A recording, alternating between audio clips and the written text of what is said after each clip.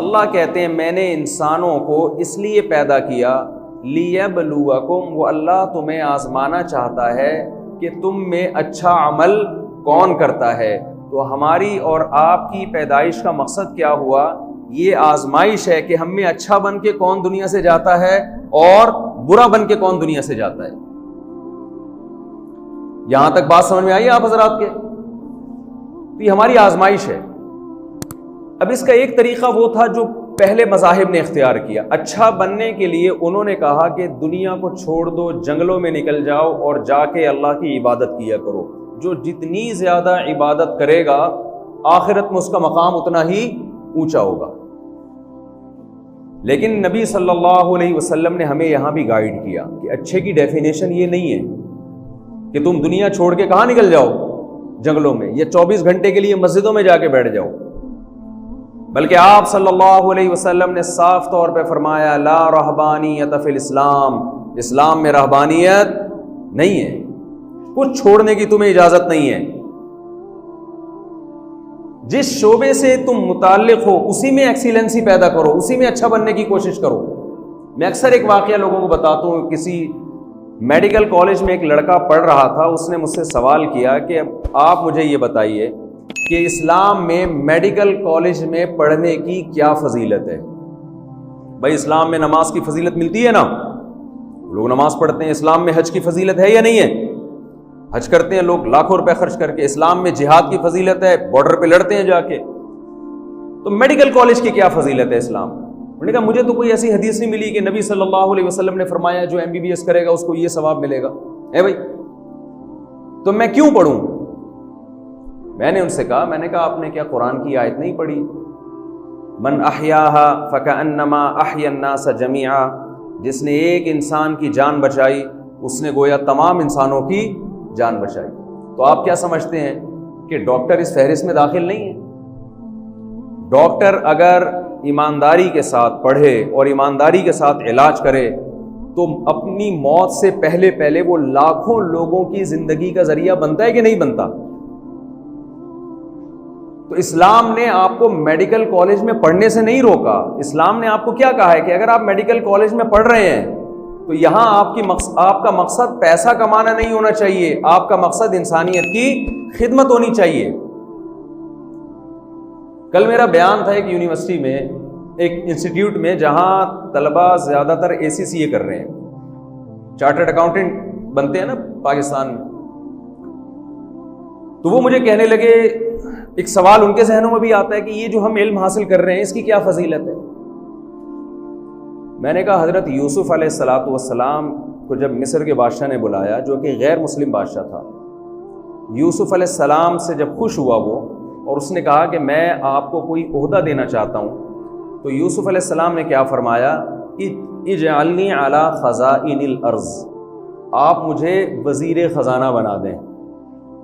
गैर मुस्लिम रियासत है, उसमें अल्लाह का एक पैगंबर दरख्वास्त क्या कर रहे हैं कि मुझे आप क्या बना दें? वज़ीर ख़ज़ाना। हज़रत यूसुफ अलैहिस्सलाम ये भी कह सकते थे कि मुझे एक मदरसा बना के दे दें। यूसुफ अलैहिस्सलाम ये भी कह सकते थे कि मुझे एक मस्जिद बना के दे दें। यूसुफ अलैहिस्सलाम अल्लाह के पैगंबर, वो ये भी कह सकते थे मुझे एक हुजरा बना के दे दें जहाँ बैठ के मैं अल्लाह अल्लाह किया करूँ, अल्लाह की इबादत किया करूँ। मदरसे की अहमियत अपनी जगह मुसल्लम, मस्जिद की अहमियत अपनी जगह मुसल्लम, लेकिन पैगंबर सल्लल्लाहु अलैहि वसल्लम एक विजारत मांग रहे हैं, वो भी एक मुशरिक से, गैर मुस्लिम से। और यूसुफ अलैहिस्सलाम जैसे पैगंबर जिन पर पूरी सूरत नाजिल हुई, कुरान में कोई कंप्लीटली ऐसी सूरत नहीं है सूरह यूसुफ के अलावा जिसमें एक पैगंबर का A to Z पूरा वाकया तरतीब के साथ बयान किया गया हो, सिवाय सूरह यूसुफ के।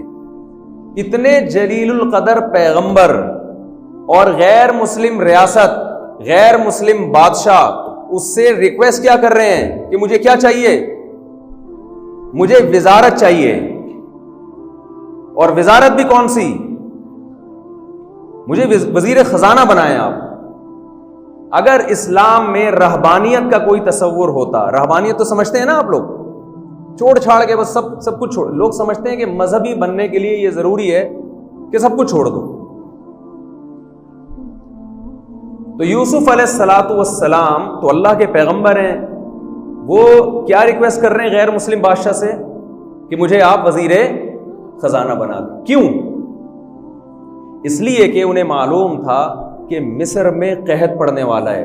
आपको मालूम है जब कहत पड़ता है तो मुल्क की इकॉनमी धड़ाम से नीचे की तरफ जाती है। ऐसे मौके पे सबसे ज्यादा वैल्यू वजीर खजाना की होती है कि नहीं होती है? क्या ख्याल है भाई? यूसुफ अलैहिस्सलाम चाहते थे कि मैं एक ऐसा फर्द इस कंट्री में बनूं कि मेरी वैल्यू यहां सबसे ज्यादा हो। क्यों? जब मेरा मकाम यहां सबसे ज्यादा होगा, मेरी वैल्यू यहां सबसे ज्यादा होगी, तो सबसे ज्यादा बात किसकी सुनी जाएगी? मेरी बात सुनी जाएगी। तो इसके लिए यूसुफ अलैहिस्सलाम ने क्या फरमाया? बादशाह से कहा कि मुझे आप वजीर खजाना बना दें। हमारे यहाँ भी ये रिक्वेस्ट होती है वजीर आज़म से, सदर ममलिकत से, कि मुझे वजीर आज़म खजाना बना दें। क्यों बना दें भाई? मेरे मामू भी वजीर खजाना थे इसलिए बना दें, मेरे चाचू भी वजीर खजाना थे इसलिए बना दें। इस तरह के दलाइल दिए जाते हैं। यूसुफ अलैहिस्सलाम ने जब ये रिक्वेस्ट की ना कि मुझे वजीर खजाना बनाए, तो उसकी दलील भी आगे पेश की। दलील में ये नहीं कहा मैं चूंकि अल्लाह का सच्चा पैगंबर हूं, मैं बहुत नेक हूं, ये नहीं दलील दी। उन्होंने फरमाया कि वजीर खजाना के लिए जो इल्म चाहिए ना अकाउंटिंग का, वो इल्म मैं पहले से जानता हूं। वजीर खजाना में दो क्वालिटी का होना जरूरी है। नंबर एक, मसलन ऐसा ना हो कि वही खजाने खाली करना शुरू कर दें। आप किसी के पास अपना पर्स रखवाते हैं, बटवा रखवाते हैं जिसमें 100 रुपये पड़े हुए हों, तो पहले ये इत्मीनान होता है ना कि ये मेरा पर्स इससे महफूज रहेगा कम अज़ कम। तो हमारे यहाँ वजीर ख़जाना जब बनाया जाता है तो ये भी देखना चाहिए ना कि ख़जाना वजीर ख़जाना से भी महफूज रहेगा कि नहीं रहेगा। तो यूसुफ अलैहिस्सलाम ने कहा हफीज़ुन, सबसे पहली बात ये कि मैं ईमानदार हूँ, दयानतदार हूँ, मैं ख़जानों में ख़यानत नहीं करूँगा। दूसरी दलील यूसुफ अलैहिस्सलाम ने ये दी, अलीम, मैं ये इल्म भी जानता हूँ कि जब मुल्क की इकॉनमी धड़ाम से नीचे जाएगी तो उस इकॉनमी को स्टेबल कैसे रखना है, ये इल्म अल्लाह ने मुझे अता किया है। तो दो काबिलियतें थी यूसुफ अलैहिस्सलाम ने। यूसुफ अलैहिस्सलाम ने उन दो एबिलिटीज और दो काबिलियत को पेश करके ये मुतालबा किया कि आप मुझे मुल्क के खजाने मेरे हवाले कर दें। यूसुफ अलैहिस्सलाम का हदफ क्या था? कुरान की इस आयत, जो उस जमाने में जो भी आसमानी किताब थी, लियब्लुवकुम अय्युकुम अहसनु अमला, अल्लाह ने पैदा इसलिए किया है, अल्लाह देखना चाहते हैं तुम में से कौन अच्छा अमल करता है। यूसुफ अलैहिस्सलाम जानते थे कि अगर मैं वजीर खजाना बन गया इस कंट्री के अंदर, तो मैं जितना अच्छा वजीर खजाना बन के अल्लाह की नजर में अच्छा बन सकता हूं, अच्छा अमल कर सकता हूं, वजीर खजाना बने बगैर मैं इतना अच्छा अल्लाह की नजर में नहीं बन सकता। समझ में आ रही है बात कि नहीं आ रही है? अब आप कहेंगे यार वजीर खजाना वजारत का ओहदा कबूल कर रहे हैं, रिक्वेस्ट कर रहे हैं, और मकसद क्या है? अल्लाह को राजी करना। क्यों? यूसुफ अलैहिस्सलाम को यह बात मालूम थी कि अगर ये कंट्री, ये मुल्क किसी नाअहल के हाथ में चला गया, तो जब मिस्र में 7 साल कहत पड़ेगा तो कंट्री का बेड़ा गर्क हो जाएगा, लोग भूख से मरेंगे, ये भी मरेंगे और उनके इर्द गिर्द जितने लोग हैं वो भी मर जाएंगे भूख से। यूसुफ अलैहिस्सलाम ने उस कंट्री के लोगों को और इंसानियत को भूख से मरने से बचाने के लिए सारे खजाने किसके हाथ में ले लिए? अपने हाथ। ख्वाब आया था ना मिस्र के बादशाह को कि मैंने 7 मोटी गाय देखी हैं जो 7 दुबली गायों को खा रही हैं। ख्वाब की ताबीर पूछी गई तो यूसुफ अलैहिस्सलाम ने ताबीर ये बताई कि 7 साल तो मिस्र में बारिशें होंगी, उसके बाद 7 साल के लिए कहत पड़ जाएगा। तो आपको पहले से इतना स्टोर करना है, फ्यूचर की प्लानिंग करनी है कि मिस्र वो 7 साल आफियत के साथ गुजार ले और दुनिया की मदद भी करे।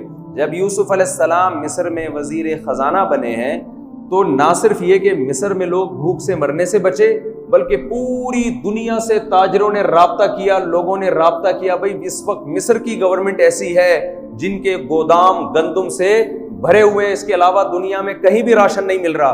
तो यूसुफ अलैहिस्सलाम ने अपने कंट्री को बचाया भी और दूसरे मुल्कों की मदद भी की। एक पैगंबर की सीरत में हमें यह सबक मिलता है कि आप अच्छा बनने के लिए आपको कोई शोबा छोड़ने की जरूरत नहीं है।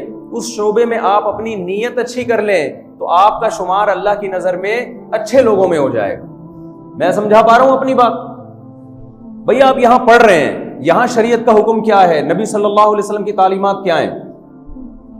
वैलुल लिल मुतफ्फिफीन अल्लज़ीना इज़ा तालू अलन नासी यस्तौफून व इज़ा कालूहुम औ वज़नूहुम युखसिरून। तबाही बर्बादी है क़यामत के दिन उन लोगों के लिए जो अपना हक लेने की बारी आती है तो हक पूरा लेते हैं, जब हक देने की बारी आती है तो उसमें डंडी मारते हैं। आप पर यहाँ मुल्क और कौम के वसाइल खर्च हो रहे हैं, ये आप हक है जो ले रहे हैं, लेकिन कौम आपसे भी मुतालबा करती है कि जिस बेसिस पर आपको यहाँ आप पर जो वसाइल खर्च हो रहे हैं आप उन मयारात पे पूरा उतर के दिखाएं। अगर आप उस मयार पे पूरा नहीं उतरते, आप मेहनत में सुस्ती करते हैं, आप लॉ को फॉलो नहीं करते, आप टीचर्स का एहतराम नहीं करते, इसका मतलब अपना हक लेने की बारी में आप तेज हैं, लेकिन हक देने की बारी में आप क्या कर रहे हैं? गड़बड़ कर रहे हैं। तो सबसे पहले आपने अपनी जिंदगी का यह हदफ बनाना है कि हम इस दुनिया में हैं क्यों। और कुरान ने क्या कहा है? आपकी आजमाइश है कि कौन अच्छा बन के आता है और कौन मेरे सामने बुरा बन के आता है।